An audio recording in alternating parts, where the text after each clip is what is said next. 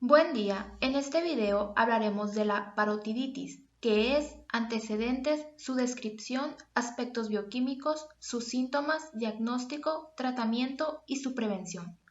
Las personas que les daremos a conocer este tema seremos Oyukin Sunza Costa y Daniela Félix Bojorquez, respectivamente.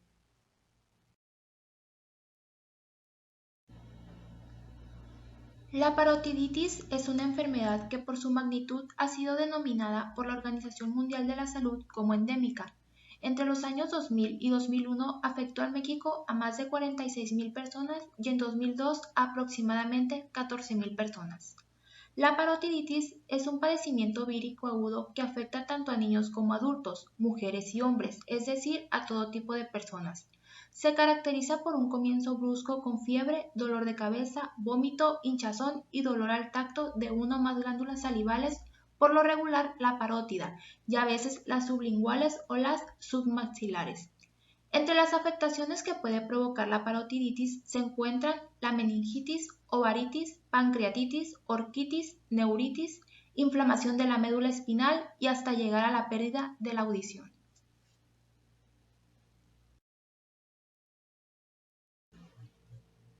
Durante los 3 años en que Hipócrates estuvo en la isla de Tasos, realizó importantes estudios clínicos y epidemiológicos, describiendo la parotiditis epidémica en su libro sobre las epidemias. Esta enfermedad recibió numerosas denominaciones: parotis maligna polimorfa, angina externa parotidea, angina acuosa, fiebre urleana, cornes, entre otras. La palabra más utilizada en los países de habla española es la de paperas.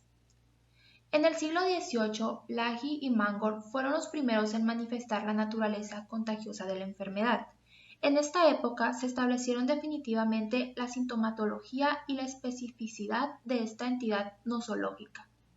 Ya en 1752, Prato Longo había recalcado su carácter epidémico. La vacuna contra las paperas fue autorizada en 1967. Fue desarrollada por Maurice Hilleman usando el virus de las paperas que fue aislado de su hija Yerli Lynn, cuando ella tuvo paperas a la edad de 5 años. La vacuna contra las paperas de Hilleman fue usada en combinación con la vacuna contra el sarampión y la rubiola, la cual fue autorizada en 1971.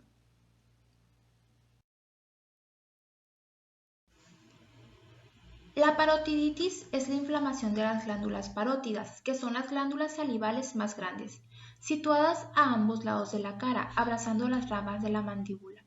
Es una enfermedad viral producida por el paramyxovirus. Este virus inicialmente penetra y se multiplica en las células. No menos del 40 a 50% de los casos de parotiditis se han asociado a síntomas de las vías respiratorias, particularmente en los niños menores de 5 años. La parotiditis puede causar pérdida auditiva neurosensorial, tanto en los niños como en los adultos. En el 4% de los casos aparece pancreatitis, por lo regular leve, pero no se han demostrado que guarde la relación sugerida con la diabetes y el aparato respiratorio, para luego ser transportado por la sangre hacia todos los tejidos. El contagio de la enfermedad puede ser por contacto directo, por objetos contaminados con saliva u orina. Puede presentarse a cualquier edad, siendo más frecuente en adultos. La parotiditis durante el primer trimestre del embarazo se ha asociado con mayor tasa de aborto espontáneo, pero no con malformaciones congénitas. La mayoría de las complicaciones de la parotiditis implican inflamación de algunas partes del cuerpo, por ejemplo, los testículos. Esta enfermedad, conocida como orquitis, hace que se inflamen uno o ambos testículos de un hombre que ha pasado por la pubertad. La orquitis es dolorosa, pero por lo general no conduce a la esterilidad. El cerebro. Las infecciones virales como las paperas pueden conducir a la inflamación del cerebro. La encefalitis puede causar problemas neurológicos y volverse potencialmente fatal. Las membranas y el líquido que rodea el cerebro y la médula espinal. Esta enfermedad, conocida como meningitis, puede producirse si el virus de las paperas se disemina por el torrente sanguíneo e infecta el sistema nervioso central. El páncreas. Entre los signos y síntomas de esta enfermedad, conocida como pancreatitis, se incluye el dolor abdominal superior, las náuseas y los vómitos.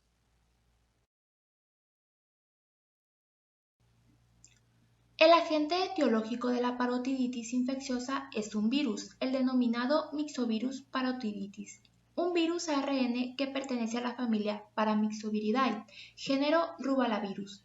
En su composición tiene dos proteínas de superficie principales, la hemaglutinaneurominidasa y la proteína de función SH, que es hidrofóbica. El virus es sensible al calor y a los altos rayos ultravioleta. El virión tiene una configuración redondeada con un contorno irregular y mide aproximadamente 150 nanómetros, recubierto de una cápside lipídica.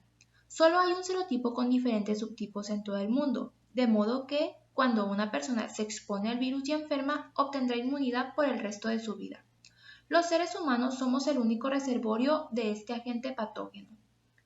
Luego de la exposición al virus de las paperas hay un periodo de incubación, que es de entre 14 y 24 días, en el que no aparecen los síntomas de la enfermedad.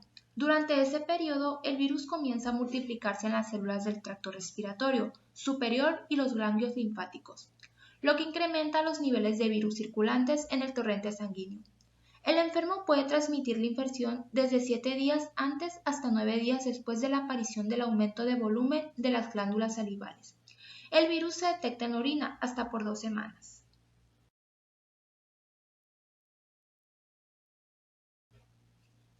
Aspectos bioquímicos. Mecanismo de replicación del virus. Esto ocurre por medio de fases. La fase 1 es la adherencia, penetración y pérdida de cubierta del virus. Se adhieren a las células por medio de la NH. A continuación se fusiona la cubierta del virión y la célula participando la proteína F, liberándose la nucleocápsida en el citoplasma. La fusión por F1 se produce a pH neutro del entorno extracelular y no se necesita internarse por endosomas. La fase 2 es la síntesis de RNA. El RNA es no segmentado y de banda negativa. Es procesado en el citoplasma por polimerasas víricas y no requiere la presencia de un iniciador o primer. Se forma una FR y a partir de la banda positiva se forma RNA monocistrónico que sirve para formar nuevos viriones. Las proteínas que forman la nucleocápsida se sintetizan a partir de RNA mensajero, que sintetiza la polimerasa y vírica a partir de la RNA vírico. Las proteínas virales se sintetizan en el citoplasma y la cantidad de cada producto depende del número de copias de RNA mensajero. Las glicoproteínas virales se sintetizan en el retículo endoplasmático rugoso y las proteínas de la cápsida, NP y la transcriptasa en las polisomas dispersos en el citoplasma. La fase 3 es la maduración. Madura por gemación en la superficie celular, la nucleocápsida se forma en el citoplasma y se mueve hasta la membrana, donde se une la proteína M. La membrana celular se transforma y puede formar sincitios. En la explicación dada anteriormente se describe cómo el virus es replicado en las células de la pared respiratoria, ocurriendo el mismo mecanismo a lo largo de su trayectoria infecciosa, pasando posteriormente a la replicación primaria del virus en las células epiteliales de la cavidad nasal, después al conducto de estenón y a la vía sanguínea, provocando así todas las sintomatologías presentes en la parotiditis. Entre un 20 y 30% de los casos la enfermedad es asintomática. En casos sintomáticos el inicio es brusco y agudo. Los síntomas sistémicos incluyen fiebre moderada, malestar general, anorexia y dolor abdominal. La fiebre cede en el transcurso de una semana, antes de que desaparezca la hinchazón de la glándula que puede requerir más de 10 días. Se puede afectar otras glándulas salivales, como las submaxilares, sublinguales y los orificios de salida de la saliva de todas las glándulas pueden presentar edema y enrojecimiento.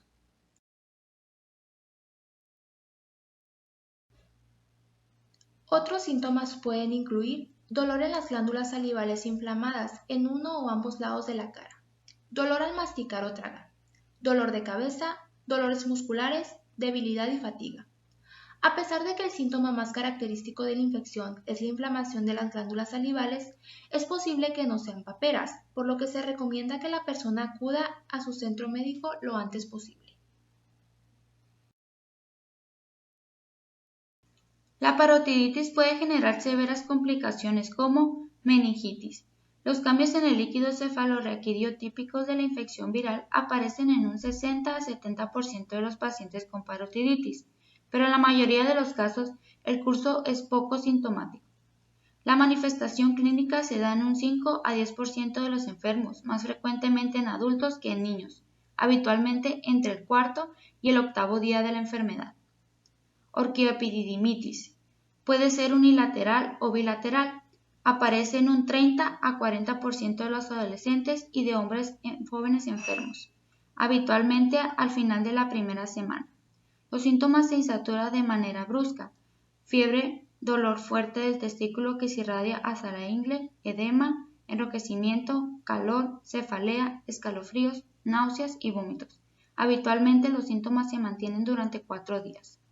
Ovaritis. También puede ser unilateral o bilateral. Aparece en un 5 a 7% de jóvenes después del periodo de la pubertad y en mujeres adultas. Los síntomas son menos intensos que en la orquitis y se asemeja más a una apendicitis aguda, pero no condiciona la infertilidad. Pancreatitis. Aparece en menos del 10% de los enfermos, habitualmente en la fase tardía de la enfermedad. Aproximadamente un tercio de los casos se presenta sin inflamación de la parótida. Se manifiesta por un dolor agudo localizado en el epigastrio, náuseas, vómitos, fiebre, escalofríos y diarrea. La encefalitis es muy rara. La frecuencia oscila entre el 0.02 al 0.3%, sin embargo, es una complicación grave que puede conducir a la muerte. Otras complicaciones posibles de la parotiditis son la neuritis del nervio auditivo, que conduce a la sordera neurosensorial. El comienzo es brusco, con zumbido en los oídos, dificultad de coordinación de los movimientos y vómitos, seguidos de sordera permanente unilateral en el 80% de los casos. También se manifiestan complicaciones que incluyen inflamación de los nervios faciales y la médula espinal, con menor frecuencia artritis, miocarditis y otras complicaciones hematológicas. En un elevado número de casos de parotiditis, aproximadamente el 50%, y sin evidencias clínicas de afectación del sistema nervioso central, se observa una pleositis, es decir, presencia de células en el líquido cefalorraquídeo en número superior al normal, siendo el cultivo del virus positivo. Diagnóstico y tratamiento. El diagnóstico de la parotiditis debe diferenciar procesos relacionados con el SIDA, tumorales y supurativos, lo que se realiza a través del interrogatorio y el examen clínico que permita valorar los factores de riesgo, evolución clínica, consistencia y los exudados presentes. Para realizar el diagnóstico preciso, se debe iniciar con el interrogatorio de los antecedentes personales no patológicos y patológicos en busca de factores de riesgo para SIDA, infecciones o enfermedades sistémicas. Posteriormente, se identifican las características de la evolución, en particular el tiempo, sintomatologías y presencia o ausencia de exudados. Finalmente, con las medidas de protecciones universales como son los lentes, cubrebocas, guantes y bata o filipina, se explora la región parotidea para identificar a través de la palpación de consistencia y movilidad de la hinchazón de las glándulas parótidas. Si se percibe que ésta es firme y no desplazable, debe sospecharse de un proceso neoplásico, que es un crecimiento anormal y descontrolado de células, con el consecuente riesgo para la vida del paciente. Si los tejidos son menos firmes o fluctuantes, se debe buscar la presencia de pus para descartar un proceso infeccioso que requiera antibiótico-terapia. También se puede realizar un cultivo de la saliva para el diagnóstico y se puede aislar en la orina o en cualquier otro tejido. En caso que el paciente presente parotiditis, no existe un tratamiento establecido, por lo que se muestra un cuadro clínico que evolucionará sin complicaciones y remitirá espontáneamente entre 7 y 10 días, por lo que es necesario aislar al enfermo y proporcionarle un tratamiento que controle los síntomas presentes. Los casos que requieren principalmente cuidado y vigilancia son los siguientes. En caso de meningitis, únicamente se emplea tratamiento sintomático. Al ser esta una meningitis aséptica, los antibióticos no ofrecen mayor ventaja. Es necesario monitorizar las funciones vitales, prevenir el edema cerebral, y mantener la vía aérea permeable. En la orquitis debe suspenderse el escroto sobre un aditamento de manera que los testículos no estén colgando. En los casos que se presente con dolor muy intenso, se puede emplear codeína, peptidina o un bloqueo local con procaína inyectada en el cordón espermático. En la pancreatitis se recomienda vigilancia estrecha de los signos vitales, mantenimiento del equilibrio ácido-base y la hidratación vía intravenosa. En el caso de la parotiditis infecciosa, las medidas preventivas están destinadas a los adolescentes para evitar las complicaciones testiculares y a los niños desnutridos y susceptibles.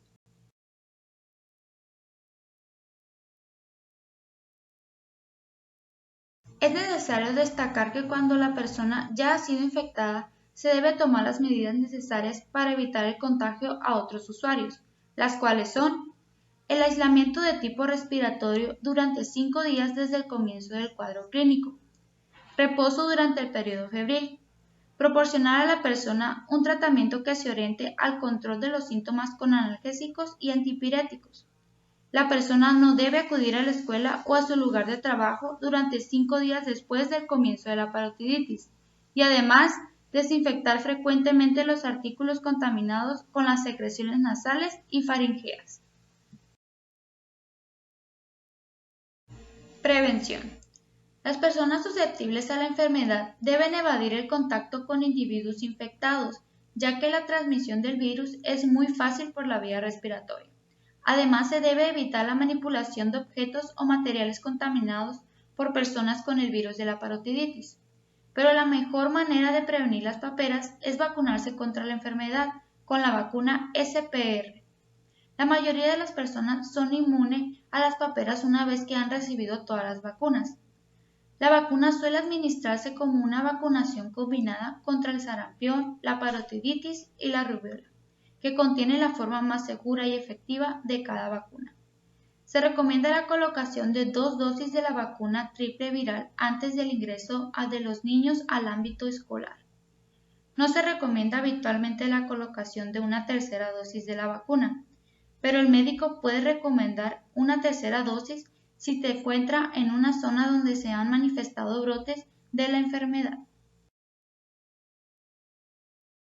Aquellas personas que no necesitan la vacuna triple viral son las que recibieron 2 dosis de la vacuna triple luego de los 12 meses de edad, las que se realizaron análisis de sangre que demuestran inmunidad a las paperas, y las personas que nacieron antes de 1957, pues probablemente fueron infectados por el virus de manera natural y son inmunes.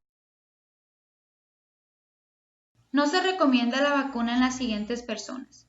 Personas que hayan tenido una reacción alérgica potencialmente fatal a cualquier componente de la vacuna triple viral. Mujeres embarazadas o que planean quedar embarazadas en las siguientes 4 semanas. Y personas con sistemas inmunitarios gravemente comprometidos.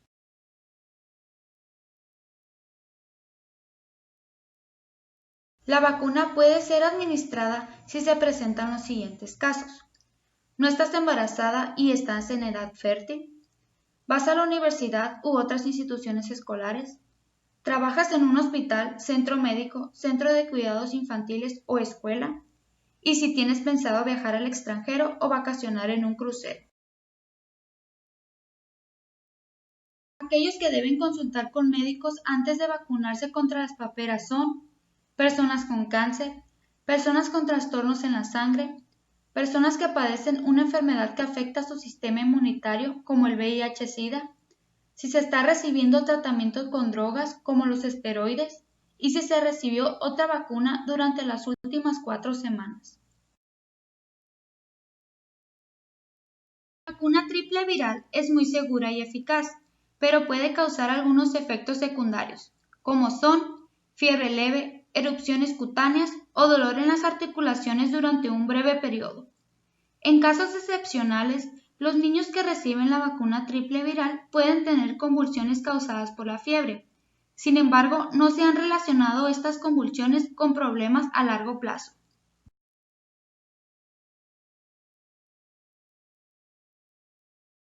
Porque la vida no solo consiste en vivir, sino en estar bien. siendo la salud la unidad que le da valor a todos los ceros de la vida.